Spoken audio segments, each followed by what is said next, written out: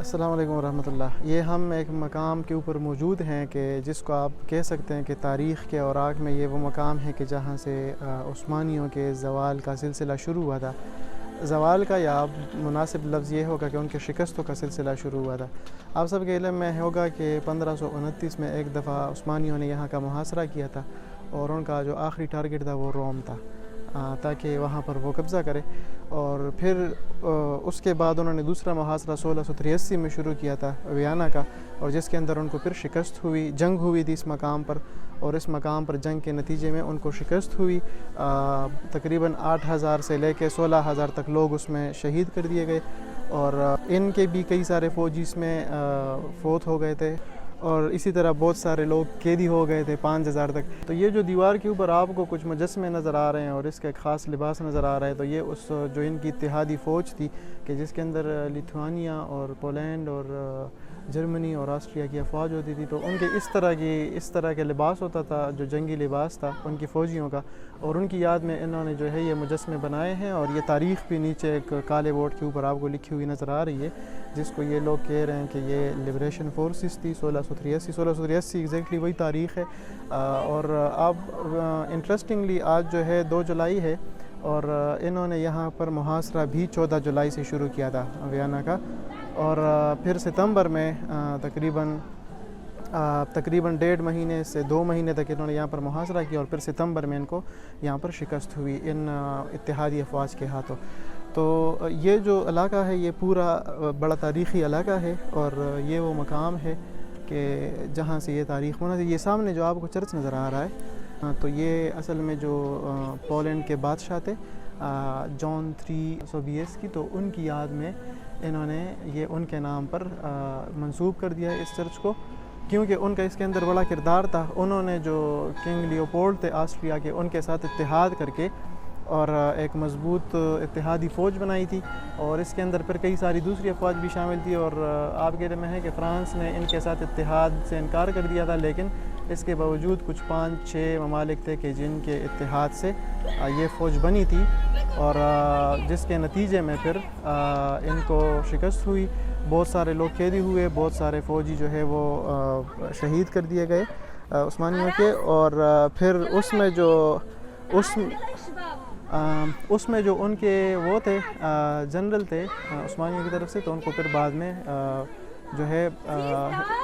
پکڑ کے پھر ان کو مار دیا گیا۔ تو یہ ایک پرانی چرچ ہے بہت زیادہ، آپ کو گھنٹیوں کی آواز سنائی دے رہی ہیں، ادھر عبادت کا ٹائم ہو گیا ہے، اور جب بھی عبادت کا ٹائم ہوتا ہے تو اس سے پہلے یہ اس طرح گھنٹیاں بجاتے ہیں تاکہ لوگوں کو متوجہ کریں، جس طرح ہمارے ہاں اذان ہوتی ہے۔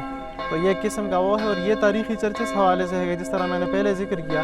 کہ ادھر اس جنگ سے پہلے، یہ تو چونکہ جنگ کا مقام تھا 1683 میں، لیکن اس سے پہلے یہ جنگل ہوا کرتا تھا۔ اس جگہ کا نام کالنبرگ ماؤنٹین ہے، اور کالنبرگ کا انگریزی میں ترجمہ ہے نیئر بائی ماؤنٹینز، کے قریب کی پہاڑیاں،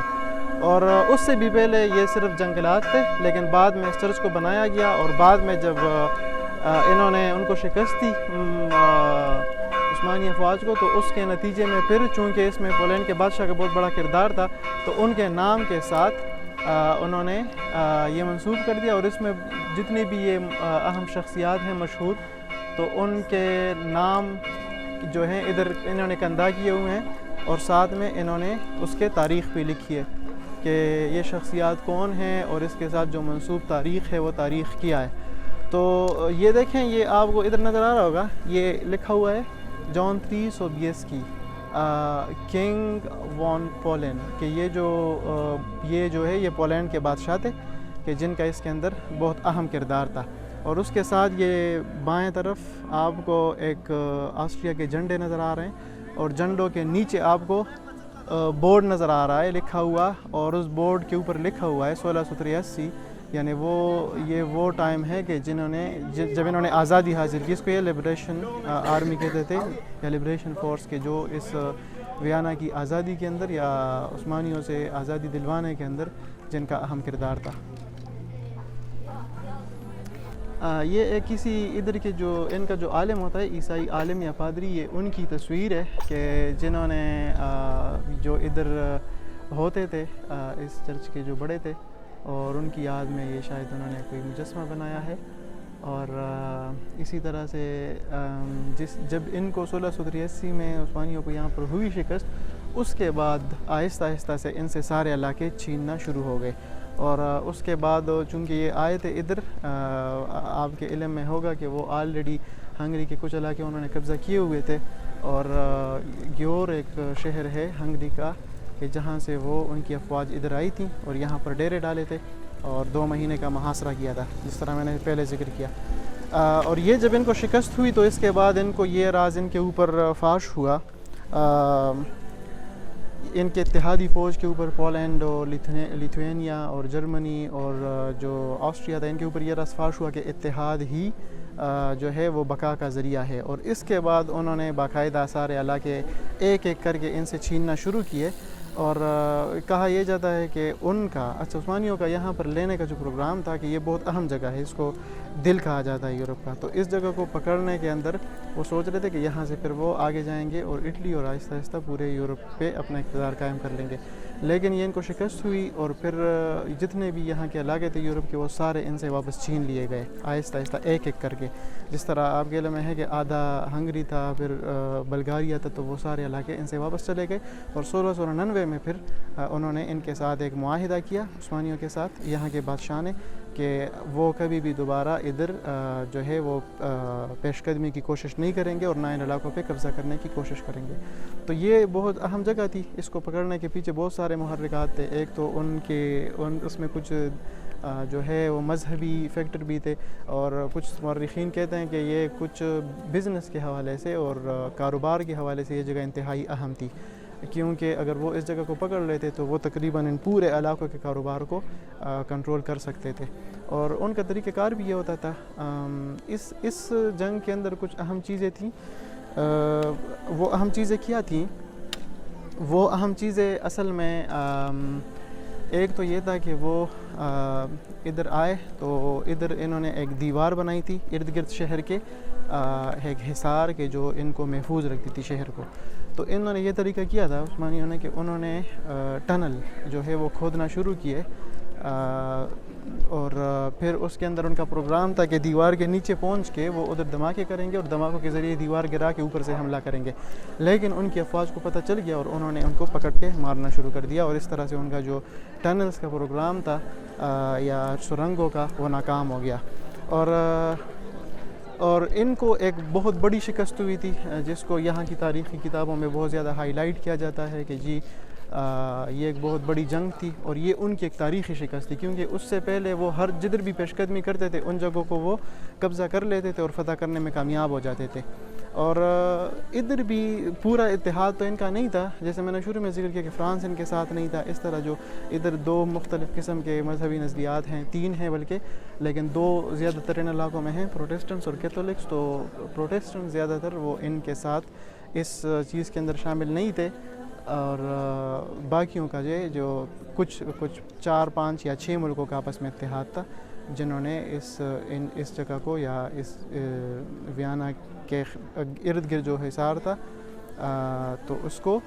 انہوں نے ناکام بنایا۔ تو اس کا طریقہ کار یہ ہوتا تھا کہ وہ آتے تھے ادھر ڈیرہ ڈالتے تھے ان کی افواج، اور ارد گرد پڑے ہوتے تھے،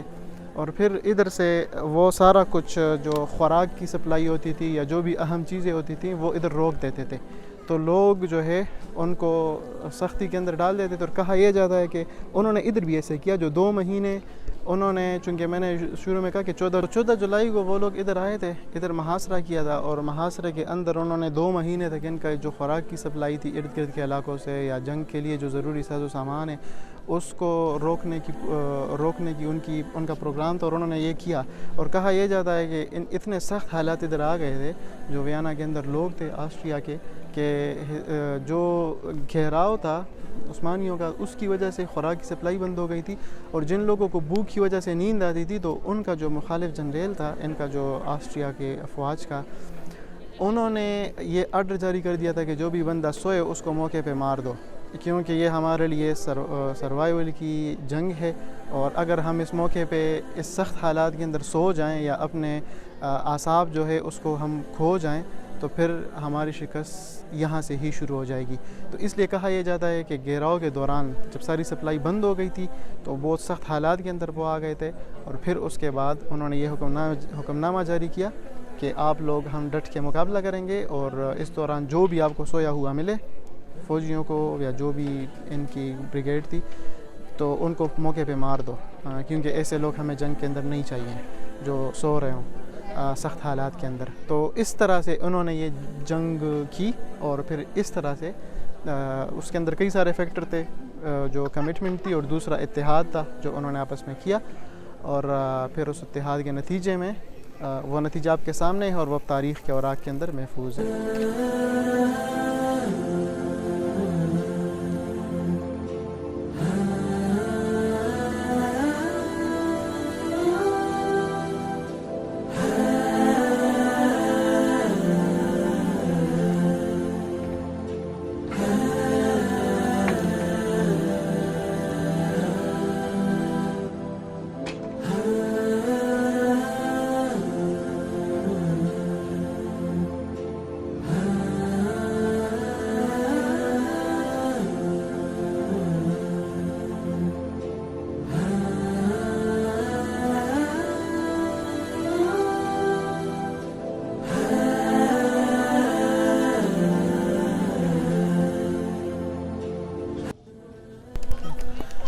اچھا یہ دیکھیں, یہ اس جگہ کو آپ دیکھ سکتے ہیں, یہ بہت امپورٹنٹ جگہ ہے. یہاں سے پورا شہر نظر آ رہا ہے اس پہاڑیوں سے, اور اس سے پتہ چل رہا ہے کہ یہ جنگی اعتبار سے بھی کتنی اہم جگہ تھی. پورا شہر پھیلا ہوا سامنے پڑا ہوا ہے, اور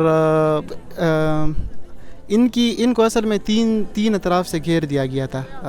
عثمانی افواج کو. ایک دائیں طرف سے, سامنے سے,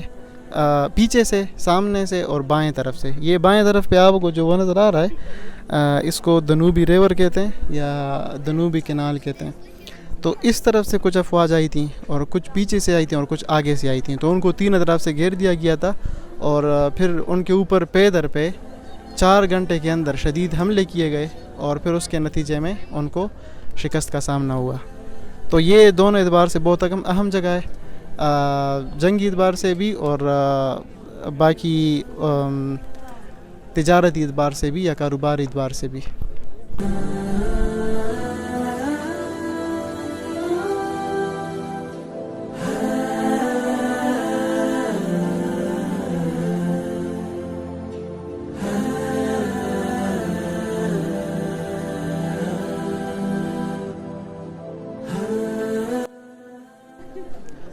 اچھا یہ ایک چیز ہے ادھر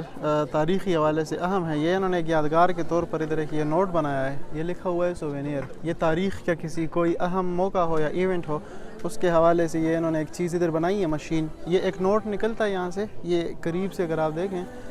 یہ ویسے یاد کے نام پر یہ وہ دیکھیں وہ جو پولینڈ کے بادشاہ تھے ان کی تصویر ہے, اور یہ جو مصطفیٰ پاشا تھے ان کی تصویر ہے جو یہاں کے کمانڈر تھے جنہوں نے یہاں پر محاصرہ کیا تھا عثمانیوں کا. تو ان کی یاد میں یہ لکھا ہے کہ ادھر یہ جنگ ہوئی تھی اس ماؤنٹین کے اوپر 12 ستمبر 1683 کو. میں نے شروع میں ذکر کیا کہ 14 جولائی کو انہوں نے محاصرہ شروع کیا تھا, تقریباً 1.5-2 مہینے محاصرہ رکھا, اور پھر 12 ستمبر کو جنگ ہوئی, اور پھر اس کے نتیجے میں شکست ہوئی. اچھا یہ ادھر یادگار کے طور پر اگر آپ لے جانا چاہتے ہیں اپنے ساتھ, تو یہ مشین ہے. اس کا طریقہ کار کیا ہے, اس میں یہ لکھا ہوا ہے یا تو 1 یورو کے 2 سکے یا 2 یورو کا 1 سکہ ڈالیں ادھر, اور پھر کیا کریں, اس کو ایسے پش کریں, اندر چلا جائے گا. پھر اس کے بعد اس کو ایسے روٹیٹ کریں تو یہ اوپر سے نوٹ نکل آتا ہے. دیکھیں یہ انہوں نے پرنٹ کر کے نوٹ جو ہے وہ نکال دیا ہے, اور یہ یادگار کے طور پر ہم اپنے ساتھ رکھ سکتے ہیں کہ جی ہم ادھر آئے تھے, اور یہاں پر اس کی یہ تاریخ ہے اپنی.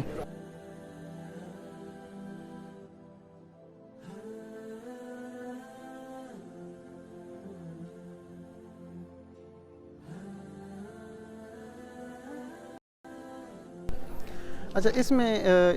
جس طرح میں نے پہلے ذکر کیا کہ 3 اطراف سے ان عثمانی افواج کے اوپر حملہ کیا گیا یورپی متحدہ افواج کی جانب سے, تو پھر سوال کی ذہن کے اندر یاد ہے کہ انہوں نے آپس میں کمیونیکیٹ کیسے کیا ہے متحدہ افواج نے, کیونکہ ویانا کی جو اپنی افواج تھی کنگ لیوپولڈ 1 کی, وہ تو ویانا کے اندر تھی, اور جو پولینڈ کی اور دوسری جو متحدہ افواج تھی وہ باہر سے آ رہی تھی. تو اصل میں آپس میں کمیونیکیٹ کرنے کے لیے انہوں نے ایک ترک کاروباری شخصیت تھے ان کو استعمال کیا تھا، اور وہ ایک جاسوس کے طور پر کام کرتے تھے ان متحدہ افواج کے لیے۔ تو وہ ویانا کے اندر جو افواج تھی ان کا پیغام لے کے ادھر آتے تھے ترکوں کے پاس، اور پھر ادھر سے بھی کچھ معلومات اکٹھی کر کے تو دوسرے سائیڈ پہ جا کے جو پولینڈ کی متحدہ افواج ہوتی تھی ان کو پیغام پہنچاتے تھے کہ کس طرح سے ہم نے اکٹھے حملہ کرنا ہے، اور کس وقت پہ کرنا ہے، اور کس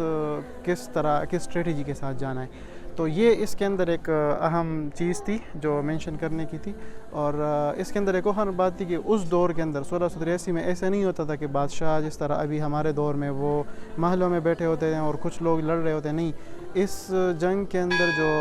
پولینڈ کے جو بادشاہ تھے سوبیسکی، جس طرح پہلے ذکر جس کا ہوا ہے، تو وہ خود لیڈ کر رہے تھے ایک طرف سے، اور وہ خود کچھ افواج کو لیڈ کر کے حملہ کر رہے تھے۔ دوسرا اس کے اندر ایک اہم واقعہ یہ تھا کہ جو تاتار مسلمان تھے وہ دو گروپوں میں تقسیم تھے۔ ایک گروپ ان متحدہ یورپی افواج کے ساتھ لڑ رہا تھا، اور دوسرا جو گروپ تھا وہ عثمانیوں کے ساتھ مل کے، تو دونوں ایک دوسرے کے خلاف لڑ رہے تھے۔ تو پھر ان کو آپس میں ڈفرینشیٹ کرنے کے لیے جو یورپی متحدہ افواج کے ساتھ جو تاتار لڑ رہے تھے ان کو خاص قسم کا لباس پہنایا گیا تاکہ وہ پہچان سکے کہ اس میں سے کون سے مسلمان اس طرف سے لڑ رہے ہیں، کون سے اس طرف سے لڑ رہے ہیں۔ تو یہ دو اس کے اندر ایک دلچسپ واقعات تھے کہ جس کو یہاں پر مینشن کرنا ضروری سمجھا۔